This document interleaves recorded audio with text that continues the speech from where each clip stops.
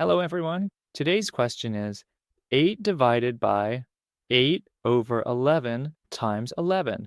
Now, 8 divided by 8, 1 divided by 11 times 11, 11 times 11. Now, if we solve further, 1 over 11 times 11 is 121. This is the right answer, and this is the wrong one. Let's rewrite the question. 8 divided by 8 over 11 times 11. According to the BODMAS rule, we'll check from left to right. First priority goes to division, second priority to multiplication. Now, for the next part of the problem, we'll turn the division into multiplication. We'll take the reciprocal of 8 over 11 and flip it to 11 over 8, then multiply that by 11. The 8 in the denominator cancels out with the other 8, so it's equal to 11 times 11, which gives us the final result of 121. This is definitely the right answer.